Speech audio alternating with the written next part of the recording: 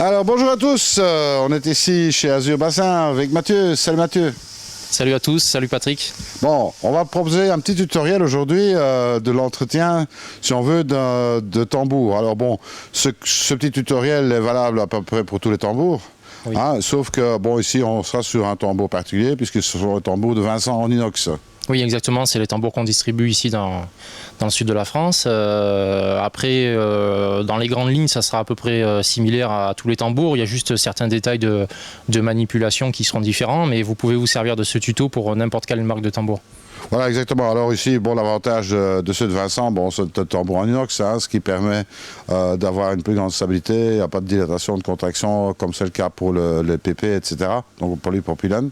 Donc du matériel costaud. Oui, c'est vrai que moi j'aime beaucoup ce matériel qui est très fiable, qui est solide effectivement. Puis nous, avec les fortes chaleurs et le rayonnement UV dans certaines installations, on n'est pas forcément à l'abri des UV. Je préfère avoir ce type de matériel qui est en inox. Exactement. Alors moi, je vous propose de suivre ce petit tutoriel. Donc vous l'adapterez. La grande différence qu'il peut y avoir surtout, c'est au niveau de la courroie. Hein, faire un contrôle de la courroie quand il y en a une. Ici, il n'y a pas de courroie. Hein, c'est un pignon avec une courroie dentée. Donc qui évidemment va faciliter les choses puisqu'il n'y a plus de remplacement de courroie nécessaire dans le temps. Oui, effectivement, il n'y a pas besoin de retendre la courroie ou de contrôler l'état de la courroie ou de la remplacer de temps en temps. Toute cette partie-là de l'entretien, on n'en a plus besoin sur les tambours Vincent, c'est plus d'actualité. Exactement, alors restez avec nous, on va aller voir ça. Donc voilà, première opération, bien entendu, on arrête tout le système puisqu'il y a quand même sur un tambour Vincent 3 boutons. Oui, hein, donc, oui, c'est quand même assez simple. Donc on a un premier bouton, on va passer du mode auto au mode manuel. Et ensuite, on va pouvoir utiliser, une fois qu'on est en mode manuel, le bouton de rotation et puis le bouton de lavage. Exactement, alors on va voir un petit peu. Donc première opération pour l'entretien de ce filtre, c'est de passer en manuel bien sûr. Voilà, donc là on a un voyant vert, donc ça veut dire qu'on est en automatique.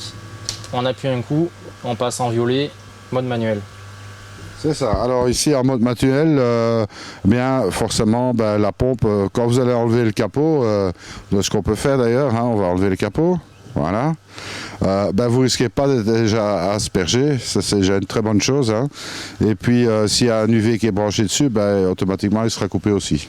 Oui, en même temps ça va éviter aussi le côté dangereux, c'est-à-dire que si on a les mains dans le tambour et qu'il se met en lavage, ça peut être très dangereux quand même. Donc là au moins on a une sécurité maximum. Exactement. Bon alors Mathieu, on va commencer par le commencement, c'est-à-dire qu'est-ce qu'il faut regarder dans un tambour. Maintenant il est à l'arrêt, on a mis en manuel, et que va-t-on regarder ici en l'occurrence pour l'entretien de ce filtre? En premier, on va pouvoir regarder notamment l'état de la gouttière déjà, voir un petit peu si la gouttière n'est pas trop obstruée ou saturée. Ça arrive que sur les rebords, il y a un petit peu d'accumulation de saleté. On peut aussi profiter que le tambour soit à l'arrêt pour vérifier l'état du joint. On peut regarder à l'intérieur, voir si le joint plaque bien sur le cylindre du tambour, vérifier qu'il n'y ait pas une feuille ou des fois il y a des petites branches qui viennent se coincer dans le joint et qui soulèvent le joint. Du coup, le tambour est un petit peu moins étanche. Donc ça, c'est les 2 premiers points à vérifier. Donc s'il y a besoin, faire un petit nettoyage. La gouttière, on peut la rincer à l'eau, évacuer la saleté si besoin. Le deuxième point qu'on va pouvoir vérifier, à ce moment-là, on va utiliser les boutons de rotation et de lavage. Et ça va être l'état des buses. On vérifie qu'il n'y ait pas une buse qui soit obstruée. Ça, c'est assez facile à faire. On va pouvoir faire une petite démonstration. Allons-y. Donc là, il suffit d'appuyer sur le mode lavage. Voilà. En même temps, là je peux pas le faire parce que j'ai le micro, mais en même temps on peut passer la main dessous et vérifier que les buses, même si visuellement elles fonctionnent toutes, mais vérifier la pression de chaque buse. Des fois on a un jet qui se fait quand même et puis en passant la main on se rend bien compte qu'il manque de la pression. À ce moment-là il suffit de dévisser en fait la buse. C'est assez facile quand on a les 2 mains. Voilà, je tiens le micro, je vais peut-être pas y arriver. Et en fait à l'intérieur après on a un petit conduit qu'on peut nettoyer. Moi, en général j'utilise une petite aiguille. C'est ça. Voilà, on va la démonter. Je te tiens le micro là. Donc, comme on peut voir, c'est juste le bouchon à dévisser et puis on a en fait la buse complète ici. Voilà, un petit joint. Et puis, Voilà. Pas oublier de remettre le joint. Hein. Voilà. C'est très simple. oui, on peut voir que sur nos modèles en inox, le démontage et remontage de la buse est vraiment très, très facile et très aisé. C'est assez rapide. Donc c'est vrai que le tambour est automatique, mais ça n'empêche pas qu'il faut quand même au moins tous les 15 jours jeter un petit coup d'œil à ces éléments-là, hein, que ce soit les buses, le joint. On va aussi venir vérifier les sondes qui peuvent s'encrasser de temps en temps. Et à partir du moment où elles sont encrassées, elles font plus leur boulot. Le tambour peut se mettre en sécurité ou moins bien fonctionner. Ça, il suffit de prendre une petite brosse et de temps en temps venir mettre un petit coup de brosse dedans. C'est très simple.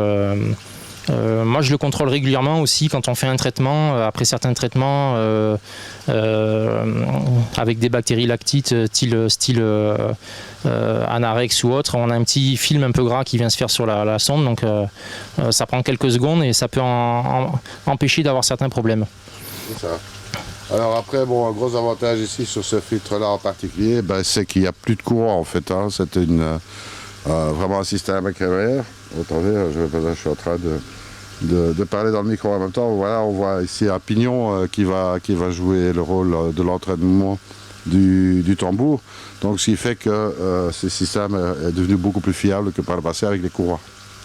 Oui, exactement. C'est vrai qu'avec les courroies, il y avait besoin de temps en temps de faire un remplacement puis de faire un entretien. Là, maintenant, avec cette couronne d'entraînement qui est tout en téflon, il n'y a plus d'entretien du tout. Ça n'empêche pas de temps en temps de jeter un coup d'œil, voir si tout est propre. C'est vraiment mieux. On va se faire houspiller par Vincent parce que, en fait, ça ressemble à du téflon, mais c'est plus solide que du téflon. Donc, c'est une autre matière, mais je ne sais plus le nom. Oui, exact, c'est vrai. Je me souviens plus du nom non plus, mais c'est une matière qui est vraiment qui est imputrescible, qui est très solide et qui s'usera pas dans le temps pour un fonctionnement comme ça. Dernière chose qu'on peut contrôler aussi, bien sûr l'état de la cuve. On a un courant léger qui passe dans la cuve pour activer les sondes, donc de temps en temps on peut nettoyer un petit peu l'intérieur de la cuve, ça prend quelques secondes.